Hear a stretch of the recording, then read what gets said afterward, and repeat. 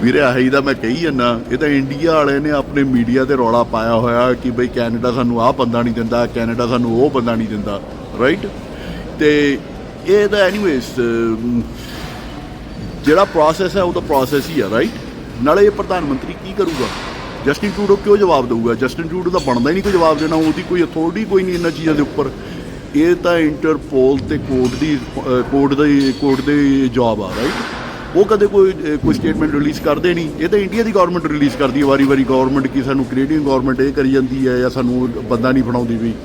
ਇਹ ਉਹਨਾਂ ਨੇ ਆਪਣੀ ਜਿਹੜਾ ਇੰਡੀਆ ਦੀ ਪੋਲੀਟਿਕਸ ਵਾਲਾ ਤਰੀਕਾ ਸੋਚਿਆ ਕਿ ਇੱਥੇ ਕੈਨੇਡਾ ਲਿਆ ਕੇ ਲਾ ਦੇਣਗੇ। ਉਹ ਲੱਗਣਾ ਨਹੀਂ ਬਰੋ, ਕਿਉਂਕਿ ਜੇ ਕੈਨੇਡੀਅਨ ਗੌਰਮੈਂਟ ਨੂੰ ਕੁਛ ਨਹੀਂ ਕਰੂਗੀ, ਪ੍ਰਧਾਨ ਮੰਤਰੀ ਕੁਛ ਨਹੀਂ ਕਰੂਗਾ, ਸਾਡੇ ਵਰਗੇ ਬੰਦੇ ਖੜ ਜਾਣਗੇ। ਕਿਉਂਕਿ ਐਂਡ ਆਫ ਦਾ ਡੇ ਇਹ ਸਾਡਾ ਕੈਨੇਡਾ, ਇਹ ਇੰਡੀਆ ਦਾ ਕੈਨੇਡਾ ਨਹੀਂਗਾ। ਹਾਂਜੀ, ਗੁੱਡ ਮਾਰਨਿੰਗ, ਸਤਿ ਸ਼੍ਰੀ ਅਕਾਲ, ਨਮਸਤੇ, ਸਲਾਮ ਅਲੈਕੁਮ। ਅੱਜ ਦੇ ਕਾਰ ਵਾਰਮ ਅਪ ਵੀਡੀਓ ਸੈਸ਼ਨ 'ਚ ਮੈਂ ਗੱਲ ਕਰਨਾ ਚਾਹੂੰਗਾ ਇਹਨਾਂ ਬੰਦਿਆਂ ਬਾਰੇ ਜਿਹੜੇ ਬਹੁਤ ਵਾਰੀ ਕਹਿੰਦੇ ਹੈ ਕਿ ਬਈ ਇੰਡੀਅਨ ਗਵਰਨਮੈਂਟ ਨੇ ਮੰਗਿਆ ਕਿ ਬਈ ਤੁਸੀਂ ਡਿਪੋਰਟ ਕਰੋ ਬੰਦੇ ਨੂੰ ਜਾਂ ਇੱਥੋਂ ਤੁਸੀਂ ਐਕਸਟ੍ਰਾਡਾਈਟ ਕਰੋ ਬੰਦੇ ਨੂੰ, ਵੀ ਇਸ ਬੰਦੇ ਨੇ ਸਾਡੀ ਕੰਟਰੀ 'ਚ ਆ ਕੀਤਾ ਹੈ, ਚਾਰਜਸ ਲਾਏ ਉਹਨਾਂ ਬੰਦਿਆਂ ਤੇ ਵਟਐਵਰ ਨਾਟ। ਉਹਨਾਂ ਨੇ ਪਿੱਛੇ ਇੱਕ ਆਪਣੇ ਖਾਲਿਸਤਾਨੀ ਮੂਵਮੈਂਟ ਵਾਲੇ ਲੀਡਰ ਤੇ ਵੀ ਲਾਇਆ ਸੀਗਾ। ਉਸ ਤੋਂ ਬਾਅਦ ਹੁਣ ਇੱਕ ਸਿਮਿਲਰ ਚਾਰਜ ਉਹ ਲਾ ਰਹੇ ਇੱਕ CBSA ਆਫੀਸਰ ਤੇ।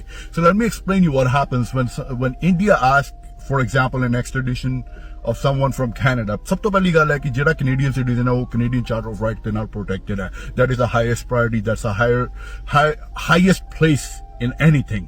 ਜੇ ਉਹ ਜਿਹੜੇ ਚਾਰਜਸ ਇੰਡੀਆ ਨੇ ਉਸ ਬੰਦੇ ਤੇ ਲਾਏ ਆ, they have a possibility of death sentence in India, ਉਹ ਕਦੇ ਵੀ ਕੈਨੇਡਾ ਉਹਨੂੰ ਐਕਸਟ੍ਰਾਡਾਈਟ ਨਹੀਂ ਕਰੂਗਾ because his charter of right has a highest priority। so forget about it। Canada ਨੂੰ, ਇੰਡੀਆ ਨੂੰ ਵੀ ਪਤਾ, ਕੈਨੇਡਾ ਨੂੰ ਵੀ ਪਤਾ, ਸਾਰਿਆਂ ਨੂੰ ਪਤਾ ਹੈ। ਸੈਕੰਡਲੀ, ਇਹਦਾ ਜਿਹੜਾ ਪ੍ਰੋਸੀਜਰ ਹੁੰਦਾ ਇਟਸ ਅ ਡਿਫਰੈਂਟ ਪ੍ਰੋਸੈਸ। ਇਹ ਗਵਰਨਮੈਂਟ ਇਸ 'ਚ ਚੱਕੂ ਨਹੀਂ ਕਰ ਸਕਦੀਆਂ। ਜਿਹੜੀਆਂ ਗੱਲਾਂ ਮਾਰਦੀਆਂ ਸਾਰੀਆਂ ਪੋਲਿਟਿਕਸ ਆ, ਝੂਠੀਆਂ ਪੋਲਿਟਿਕਸ ਆ। ਉਹਦਾ ਰੀਜ਼ਨ ਕੀ ਆ? ਇੰਡੀਅਨ ਹੋਮ ਮਿਨਿਸਟਰੀ ਨੂੰ ਉਹ ਜਿੰਨਾ ਐਵੀਡੈਂਸ ਹੁੰਦਾ ਇੰਟਰਪੋਲ ਦੇ ਰਾਹੀਂ ਕੈਨੇਡੀਅਨ ਕੋਰਟਸ 'ਚ ਲੈ ਕੇ ਆਉਣਾ ਹੁੰਦਾ, ਉੱਥੇ ਲਿਆ ਕੇ ਉਹ ਐਵੀਡੈਂਸ ਇਵੈਲੂਏਟ ਕੀਤਾ ਜਾਂਦਾ ਸਟੈਪ ਬਾਈ ਸਟੈਪ। ਜੇ ਕੈਨੇਡੀਅਨ ਕੋਰਟ ਸੈਟਿਸਫਾਈਡ ਹੁੰਦੀ ਹੈ ਕਿ yes this guy did do a crime and we are satisfied he did the crime and there's a possibility of any conviction down there in India, ਫਿਰ ਉਹ ਐਕਸਟ੍ਰਾਡਾਈਟ ਕਰਦੇ ਆ। ਉਹਦੇ ਬਾਅਦ ਵੀ ਕਈ ਰੂਲਸ ਐਂਡ ਰੈਗੂਲੇਸ਼ਨਸ ਹੁੰਦੇ ਆ ਕਿ 6 ਮਹੀਨੇ ਦੇ ਅੰਦਰ ਉਹਨੂੰ ਉੱਥੇ ਇੰਡੀਆ 'ਚ ਟ੍ਰਾਇਲ ਮਿਲਣਾ ਚਾਹੀਦਾ। ਜੇ ਨਹੀਂ ਮਿਲਦਾ ਉਹਨੂੰ trial he should be return back to Canada. There are lot of other regulations, right.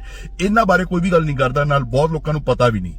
But whatever they are saying ਕਿ ਇੰਡੀਅਨ ਗਵਰਨਮੈਂਟ ਨੇ ਹੱਥ ਚੱਕ ਕੇ ਕਹਿਤਾ ਕਿ ਸਾਨੂੰ ਆ ਬੰਦਾ ਭੇਜ ਦੋ, no, it doesn't happen like that। it's not that simple। ਕਿਉਂਕਿ ਉਹਦਾ ਮੈਂ ਤੁਹਾਨੂੰ ਐਗਜ਼ਾਮਪਲ ਦੇਣਾ। ਤੁਹਾਨੂੰ ਯਾਦ ਹੋਣਾ 2021 'ਚ ਮੈਂਗ ਵਾਂਜ਼ੂ ਸੀਗੀ ਜਿਹੜੀ ਚਾਈਨੀਜ਼ ਸਿਟੀਜ਼ਨ ਸੀਗੀ, right. she was in Vancouver। America ਨੇ ਚਾਈਨੀਜ਼ ਨੈਸ਼ਨਲ ਦਾ ਐਕਸਟ੍ਰਾਡੀਸ਼ਨ ਕੈਨੇਡਾ ਤੋਂ ਮੰਗਿਆ ਸੀ। 3 ਸਾਲ ਉਹਨਾਂ ਨੂੰ ਕੋਰਟ 'ਚ ਲੱਗ ਗਏ ਸੀ ਕਿ 4 ਸਾਲ ਉਹਨੂੰ ਐਕਸਟ੍ਰਾਡਾਈਟ ਫਿਰ ਵੀ ਨਹੀਂ ਕੀਤਾ। You think in a easy extradition process ਜਿੰਨਾ ਸਾਰੇ ਕਹੀ ਜਾਂਦੇ ਆ ਇੰਡੀਆ ਵਾਲੇ ਕਿ ਬਈ ਸਾਨੂੰ ਬੰਦਾ ਦੇ ਦਿਓ ਚੱਕ ਕੇ ਆਪਣਾ CBSA ਆਫੀਸਰ ਦੇ ਦਿਓ। don't talk about it। don't think it's a easy process। secondly, CBSA officer, ਉਹਨਾਂ ਦਾ ਬੈਕਗ੍ਰਾਉਂਡ ਚੈੱਕ ਹੁੰਦਾ, ਉਹਨਾਂ ਦੀ ਹਿਸਟਰੀ ਚੈੱਕ ਹੁੰਦੀ ਹੈ। they know what and plus CBSA is independent of Canadian government। ਉਹ ਇੱਕ independent outstanding agency ਆ। you cannot just give one of your officers, decorated, educated officer to Indian government ਜਿਨ੍ਹਾਂ ਨੇ ਉੱਥੇ ਉਹਨੂੰ ਮਾਰ ਦੇਣਾ। ਨਾ, come on, that's impossible। so this bullshit has to stop। ਤੁਹਾਨੂੰ ਪਤਾ ਵੀ ਨਹੀਂ ਕਾਨੂੰਨਾਂ ਦਾ, ਤੁਸੀਂ ਇਹ ਸੋਚਦੇ ਜਿਹੜਾ ਇੰਡੀਆ 'ਚ ਗੰਦ ਘੋਲਦੇ ਆਏ ਆ ਤੁਸੀਂ ਇੱਥੇ ਫਿਰ ਦੁਬਾਰੀ ਆ ਕੇ ਘੋਲ ਸਕਦੇ ਆ। you know what, people like me are gonna stand up। it's not far and I'm speaking that in English so my English boys can hear that।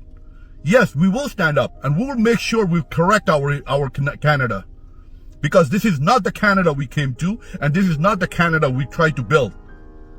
and trust me, the day we stand up, all of that bullshit will stop। and I promise you, it's not far। India is calling a decorated CBSA officer a terrorist without any evidence। and if our elected officials, doesn't matter, liberals, NDP, conservative or bloc, none of them can do anything and stand up against it, when we all should be standing in unity against this and telling India to stop it and not call our officers a terrorist। I guess it's the time We don't need that parliament. Doesn't matter what color or creed, we should get together as Canadians and put this shit in order. And I invite you, spread this message around, spread this video around. Doesn't matter what color, creed, religion you are, but it's time to get together now. No, this thing is not clear, my friend. Let me explain you why. Because in Canada, CBSA is totally independent of government. They have their own policy standards of hiring and retaining the officers. And you cannot tell me anything about it because I know about it very deeply.